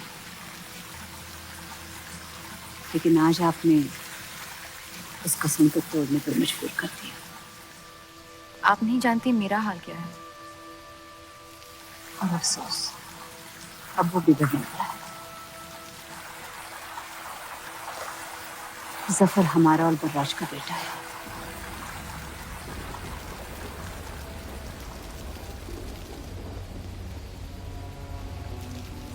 उसने आपका इस्तेमाल किया है इस घर को बर्बाद करने के लिए। वो मोहब्बत करता है मुझसे, देखा है मैंने उसकी आंखों में। शुरुआत से झूठ बोला उसने आपसे। उसने अपने हालात में कुछ गलतियां की होगी, लेकिन हमारी मोहब्बत सच्ची है। पढ़ी लिखी हैं आप, अक्लमंद हैं। हीरा मंडी का लड़का है वो। उसकी जिंदगी में बिस्तर के बाहर किसी भी औरत की कोई कीमत नहीं है। और आपसे तो हम बिस्तर भी नहीं होना चाहता था। बस वो यही चाहता है कि किसी भी तरह भरे बाजार में बलराज चौधरी को जलील कर पाए। और आपके अंधे इश्क ने उसके सपने को पूरा करने का मौका दिया। यही सच्चाई है, मान ली। अगर आप अपने शौहर को छोड़ के उसके पास भी चली जाती तो वो आपको कबूल नहीं करता। मोहब्बत उससे करते हैं जो आपकी इज्जत कर सके। आपसे आपकी मोहब्बत से ज्यादा मोहब्बत कर सके। रूप, आप उसका इश्क नहीं, इंतकाम है। और वो सिर्फ अपने इंतकाम से मोहब्बत करता है।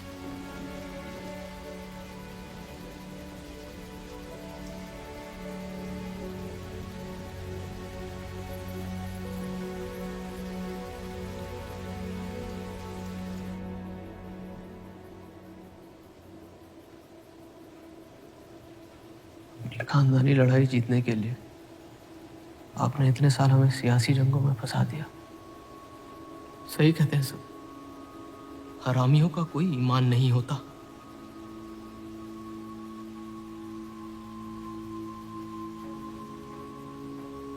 अपने इंतकाम को पूरा करने के लिए जिस आग को आपने फूंक दी थी ना, अब उसी आग से ये शहर जला दूंगा। अब आप अपने अमाल का अंजाम रोक नहीं पाएंगे।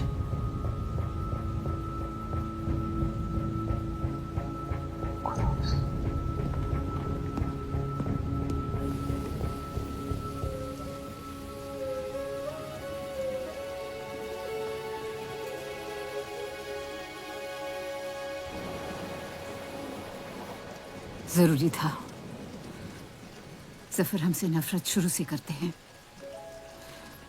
थोड़ी और कर लेंगे, लेकिन इस तरह उनकी जान तो बच जाएगी। क्या फायदा जान बचाने का जब आपने जीने का मकसद ही छीन लिया। नाजायज मोहब्बत का अंजाम अक्सर तबाही होता है।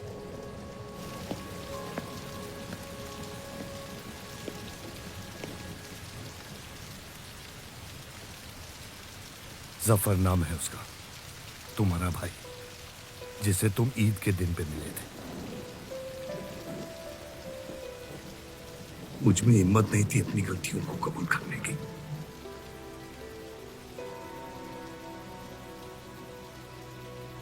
माफ कर दो मुझे।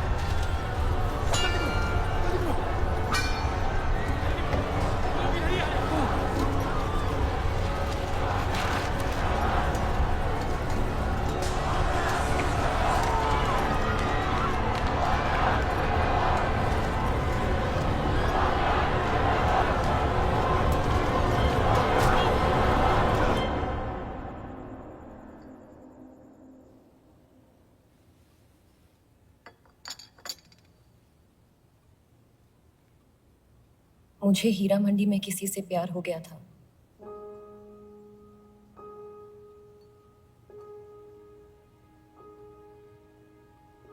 आपने शुरुआत से मुझसे सच कहा है। अब जब हम इस शादी को ठीक तरह से कायम कर रहे हैं, मैं आपको अपना सच बता देना चाहती हूँ। इस रिश्ते में इज्जत होगी, प्यार नहीं होगा। उम्मीद करती हूँ आपका दिल मुझसे बड़ा हो और वक्त के साथ अब मुझे माफ करते रहे।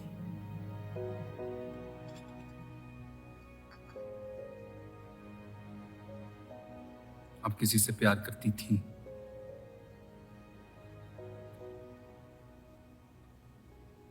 फिर क्या बदल गया? मैं उनकी इज्जत नहीं करती। और प्यार खत्म हो गया?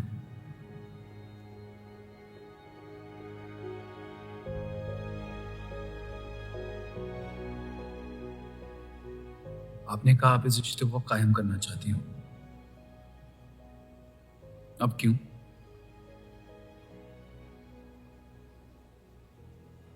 सिर्फ साथ सो लेना काफी नहीं होता, और कई पहलू निभाने होते हैं शादी कायम करने में। मैंने सत्या से हमेशा कहा था, जबरदस्ती बनाए रिश्तों का अंजाम कभी अच्छा नहीं होता। उसकी खुशी की खातिर अपनी कुर्बान कर दी मैंने, और कहीं आपकी खुशियों का भी कत्ल हो गया, इसके लिए मैं बहुत शर्मिंदा था।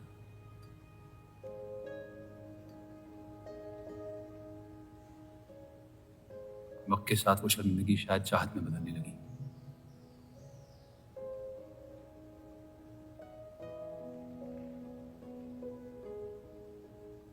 आपकी पूरी जिंदगी आपके सामने बाकी है। गुस्से में किए फैसले अक्सर गलतियों में तब्दील होते हैं। एक बार अपने आप से सच बोल के देखिए, इस रिश्ते को और मुझे उतनी इज्जत तो दे ही सकती हो आप।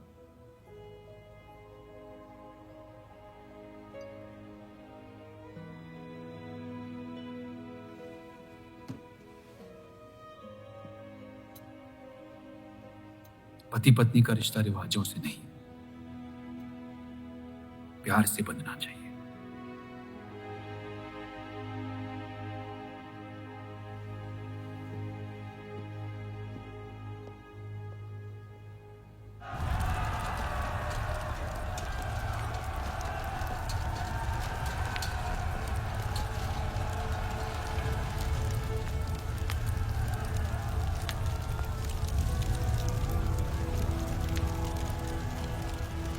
देव चौधरी ने हमारे खिलाफ फैसला ले लिया है। मैंने भी एक फैसला लिया, इन चौधरियों को खत्म करने का। सोच लीजिए, अब जो हमारे साथ नहीं वो हमारा दुश्मन है।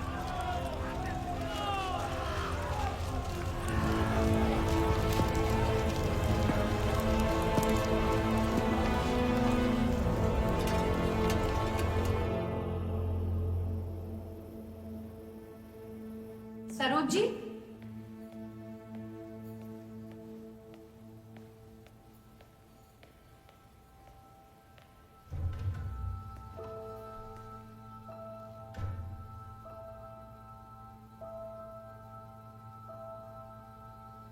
सरोज जी,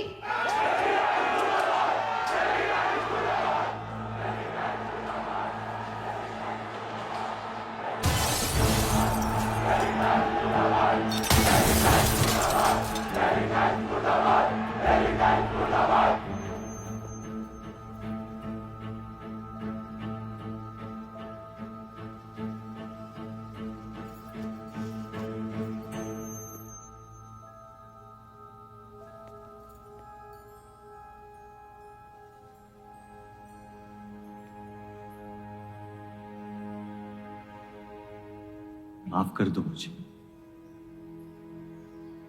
बस यही कहने आए हो? क्या फर्क पड़ता है, वैसे भी तुमने अपना फैसला ले लिया है ना। पूरी शिद्दत से तुमसे प्यार किया और बदले में तुम ईमानदारी तक नहीं कर पाए। इतना मुश्किल था मुझसे सच बोलना।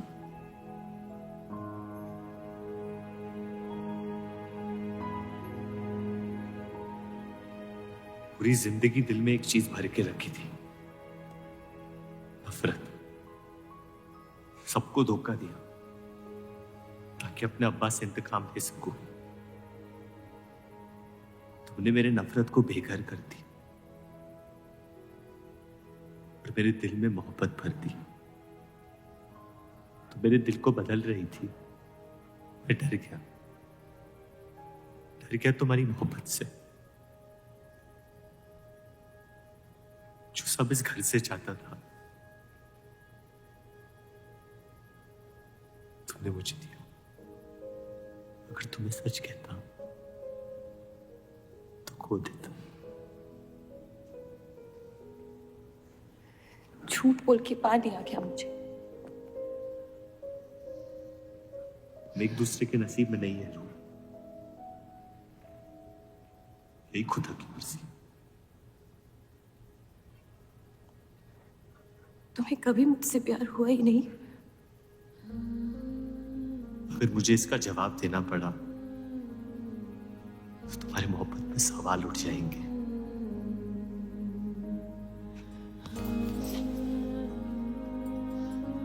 तुम कभी सीधा जवाब क्यों नहीं देते जफर?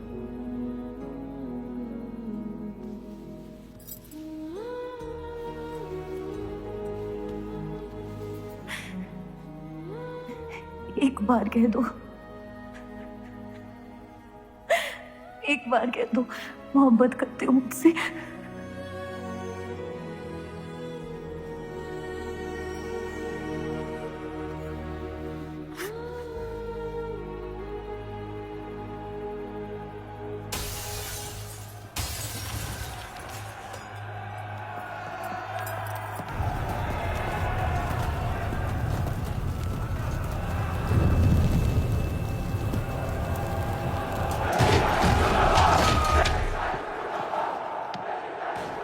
पीछे की दरवाजे से। चलिए आनंद जी।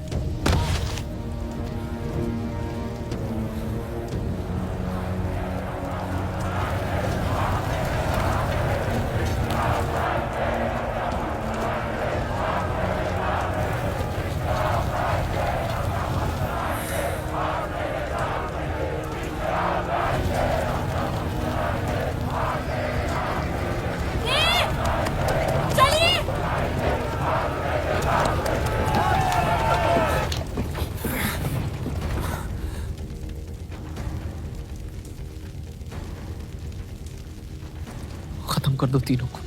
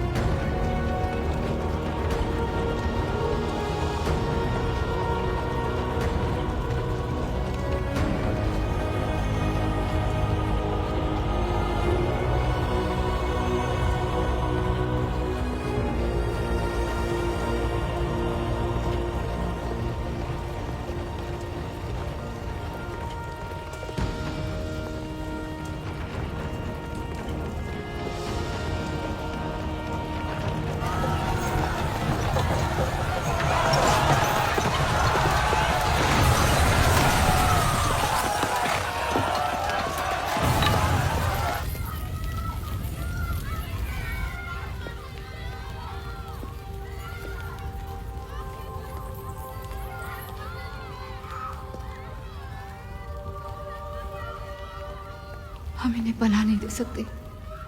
सारे हिंदुओं को मुसलमानों के घरों में ढूंढा जा रहा है। ये यहाँ सलामत नहीं है। आप इन्हें स्टेशन ले जाइए। चलो हमारे साथ। हम अपनी हिंदू लड़कियों को छोड़कर नहीं जा सकते। अब चलिए मेरे साथ अम्मी। जहाँ हमारी पैदाइश हुई थी शायद वहीं हमारी मौत आएगी। जाइए, अब जाइए।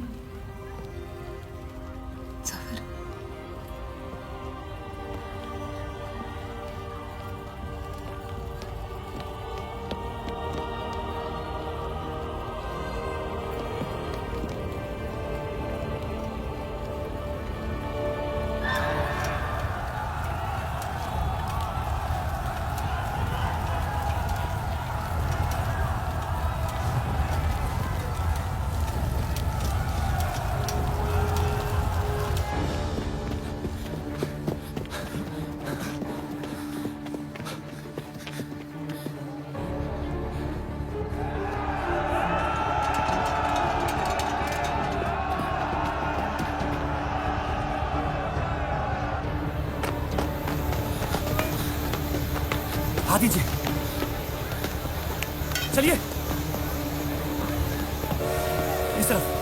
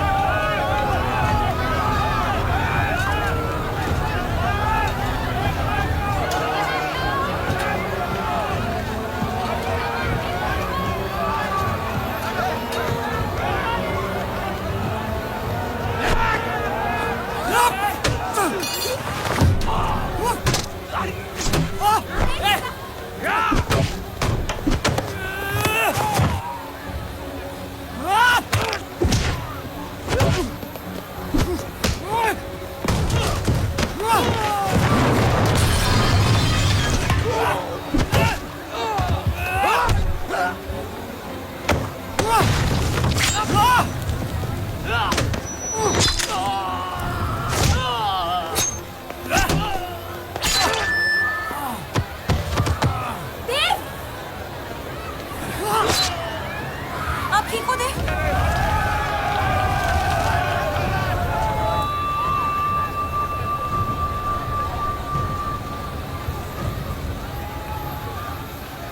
आप लोग ट्रेन पे चढ़िए, मैं नहीं रुकता हूँ। मार देंगे आपको। ये मेरे लोग हैं, मुझे कुछ नहीं करेंगे।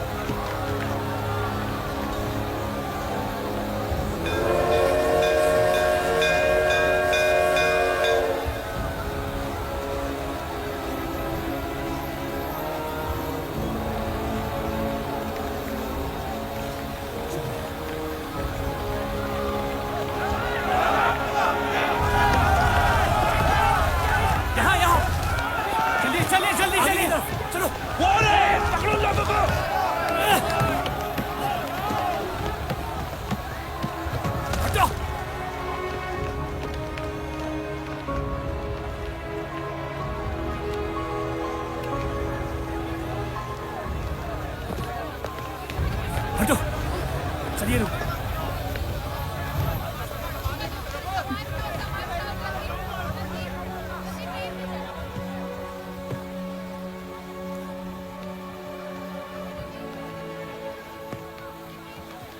चलो हटो, हटो, हटो।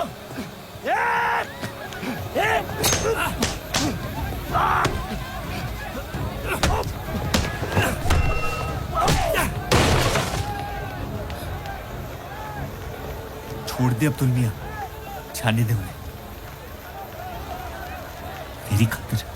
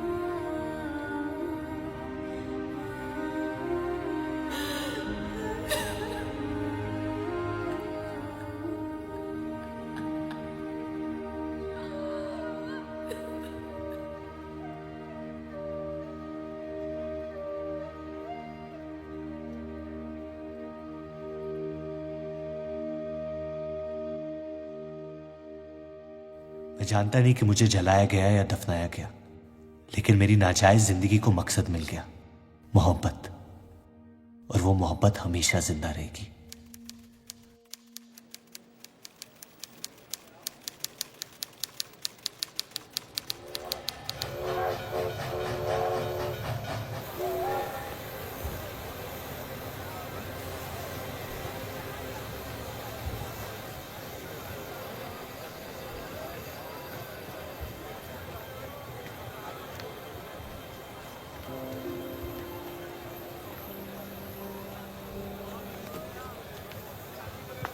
लकीरें खींच लेने से दुनिया छोटी या बड़ी नहीं हो जाती, बस हजारों जिंदगियां बिखर जाती हैं। अक्सर उन बिखरी हुई जिंदगियों में दिल टूटने का गम दो लोगों को जोड़ देता है।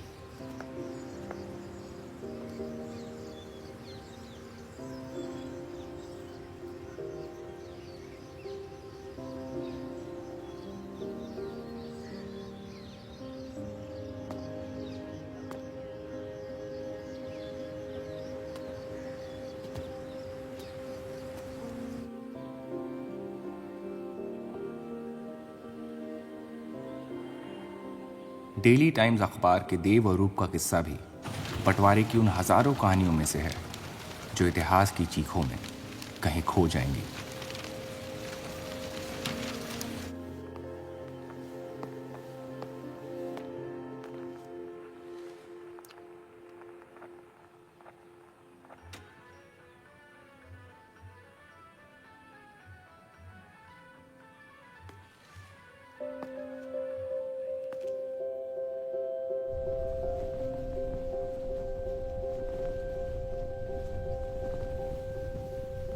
मोहब्बत और नफरत दोनों के रंग लाल हैं, लेकिन फर्क ये है कि नफरत से दुनिया बर्बाद हो जाती है और मोहब्बत में खुद बर्बाद होना पड़ता है।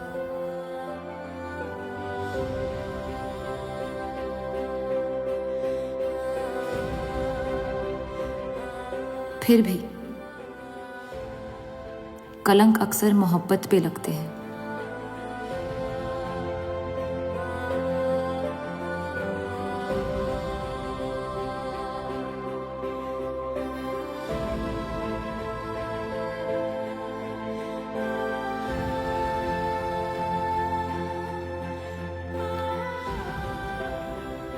हमारी ये कलंक से रंगी मोहब्बत कभी मिटेगी नहीं, हमारे अंदर हमेशा मौजूद रहेगी।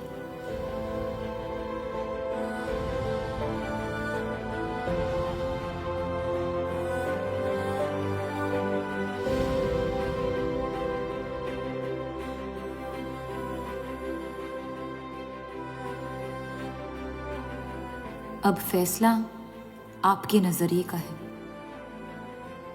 आपने इस कहानी में क्या देखा? कलंक या मोहब्बत?